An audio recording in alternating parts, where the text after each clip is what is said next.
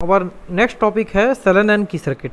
तो सेलेन की एक साइंटिस्ट का नाम था जिन्होंने एक सर्किट दिया, मैं एक्चुअली डिज़ाइनर थे, ठीक है। उन्होंने एक सर्किट दिया, ये सर्किट आपका एक बटरवर्थ लो पास फिल्टर को डिजाइन करने के लिए यूज़ होता है। एक्चुअली ये सेकंड ऑर्डर लो पास सर्किट है। इसका जो ट्रांसफ़र फंक्शन आएगा वो second order low pass filter का ट्रांसफ़र फंक्शन होगा। कैसे उसको प्रूव करते हैं। ये स्टैंडर्ड सेलेन की सर्किट है। इसमें 2 कैपेसिटर, 2 रजिस्टर और यहाँ पे 2 रजिस्टर आर भी लगे हुए हैं, ठीक है। इसको सॉल्व करने के लिए देखिए इस पॉइंट पे मैं केसीएल लगाता हूँ वी ए पॉइंट पे। तो apply KCL point A, V A minus V B divide by R two, V A upon 1/C2S is equal to 0। ये लगा दिए केसीएल।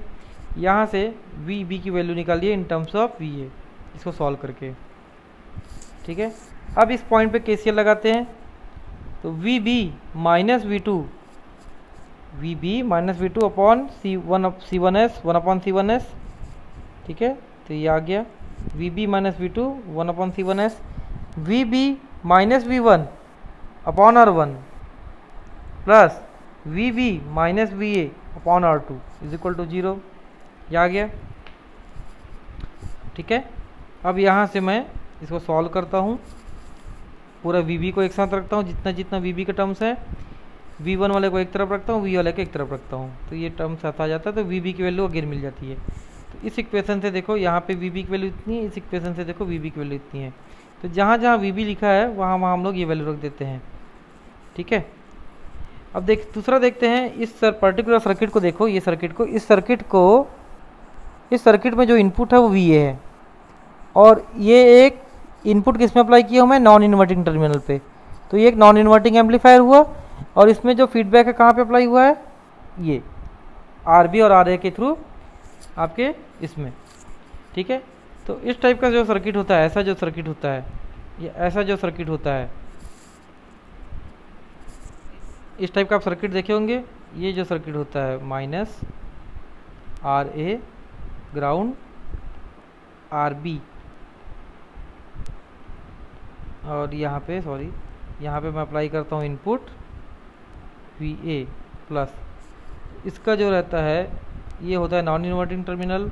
तो नॉन इन्वर्टिंग ओपैम्प का गेन होता है 1/RB/RA VA, ठीक है, कि VA हो जाएगा। तो वही चीज़ यहाँ पे देखो V2/VA is equal to 1 plus RB/RA, RB/RA को मैं ले रहा हूँ K, तो VA इज इक्वल टू जाएगा V2/K। तो इक्वेशन नंबर 2 में मैं VB की वैल्यू रखता हूँ पहले, तो ये वाली वैल्यू VB की, इसको रखता हूँ इक्वेशन नंबर 2 पे। तो इक्वेशन नंबर 2 ऐसा बन जाता है, ठीक है। अब उसमें VA की वैल्यू रखता हूँ इन टर्म्स ऑफ V2/K। इस यहाँ पे VA की वैल्यू रख दिया V2/K, जहाँ जहाँ VA था वहाँ V2/K रख दिए, ठीक है। अब पूरे V2 वाले टर्म्स को एक तरफ ले आओ, पूरा V1 वाला टर्म्स एक तरफ ले जाओ और उसको क्रॉस मल्टीप्लाई करो इस टाइप से सब, और V2/V1 निकालो यहाँ से। तो ये सिंपल कैलकुलेशन है। V2/V1 आ जाता है इतना, माइनस के अपॉन दिस थिंग्स, इतना सारा चीज़। अब जो ऐसे स्क्वायर के साथ टर्म है R1 R2 C1 C2, उसको न्यूमरेटर और डिनोमिनेटर से डिवाइड करते हैं, तो ये बन जाता है इतना, ये टर्म। अब देखो ये एक ट्रांसफर फंक्शन आ गया सेलेन की सर्किट का। ये मेरा स्टैंडर्ड ट्रांसफर फंक्शन है लो पास फिल्टर का।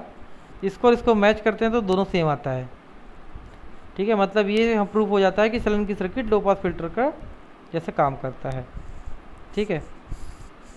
अब इसमें हम लोग एज्यूम करते हैं कि C1 is equal to 1, C2 is equal to 1, R1 R2 is equal to 1। C1 1 ले लिया, C2 1 ले लिया, R1 R2 की वैल्यू 1 ले लिया, तो ये तो पूरा 1 हो गया, ये पूरा 1 हो गया।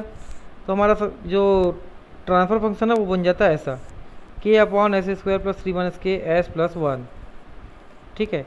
इसमें देखिए ये जो है इसका जब हम लोग रूट निकालते हैं तो रूट कुछ आता है, K इज इक्वल टू 1 रहेगा तो रूट यहाँ पे रहेगा, K की वैल्यू जैसे जैसे बढ़ते जाएगा और K की वैल्यू 3 रहेगा तो जो रूट्स रहते हैं वो पूरे इमेजनरी एक्सिस पे चले जाते हैं।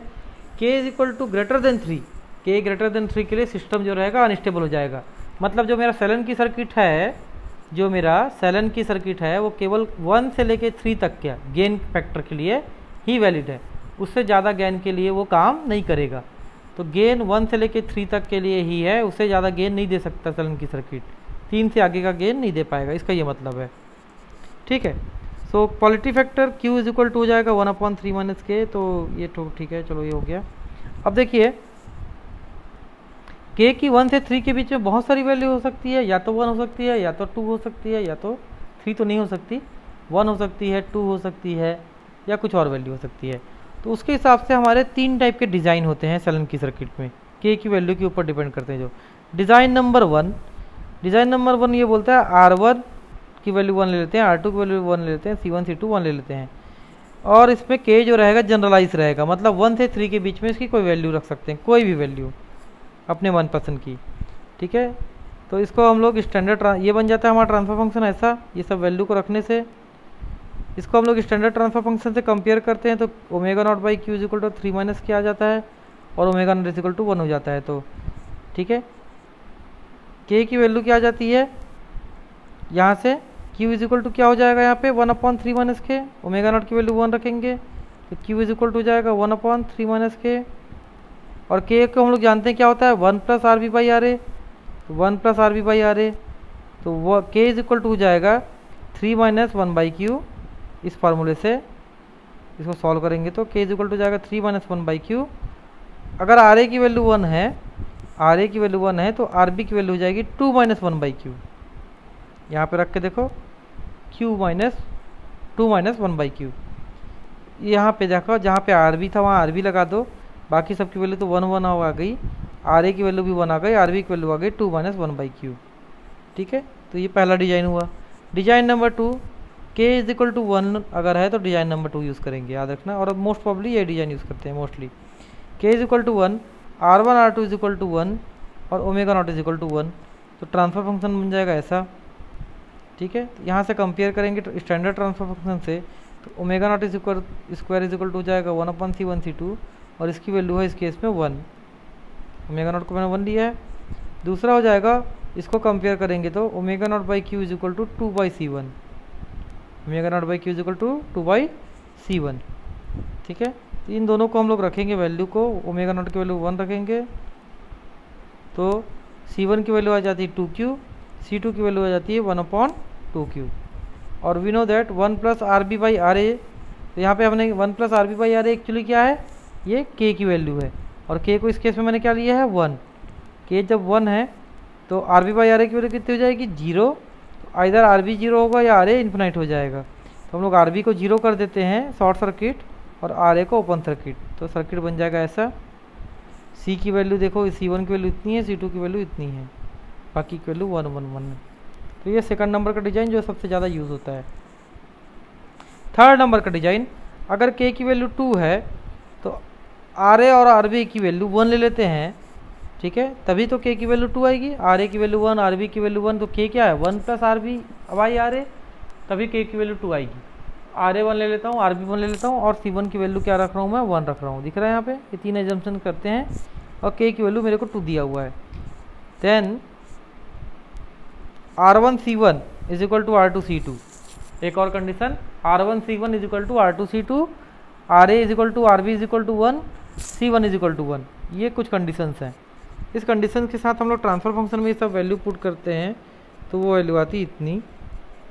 इसको कंपेयर करता हूँ मैं स्टैंडर्ड ट्रांसफर फंक्शन से, तो omega naught square is equal to आ जाता है 1/R1, तो हम लोग अगर ओमेगा नॉट 1 है तो R1 की वैल्यू हो जाएगी 1। ठीक है, ओमेगा नॉट बाई क्यू, ये टर्म होता है ओमेगा नॉट बाई ट्यू, तो omega naught by Q is equal to हो जाएगा 1/R2, क्योंकि ये टर्म और ये टर्म तो कट जाएगा, बचेगा कितना 1/R2, omega naught by Q is equal to 1/R2, R2 की इस वैल्यू कितनी हो जाएगी Q, तो R2 आ गया यहाँ से Q। R1 C1 is equal to R2 C2, ये एक जो कंडीशन है ये भी रखा था। R1 की वैल्यू 1, C1 की वैल्यू 1, माना है ना, C1 की वैल्यू 1 यहाँ पे। ठीक है, देखो R1 की वैल्यू भी देखिए हम लोग 1 आ जाता है इस फार्मूले से, R1 की वैल्यू 1, C1 की वैल्यू 1, R2 की वैल्यू जो है Q आ गया है, R2 की वैल्यू Q, तो C2 की वैल्यू 1/Q, उस हिसाब से सर्किट ऐसा डिजाइन हो जाता है। तो ये 3 डिजाइन है सेलन की।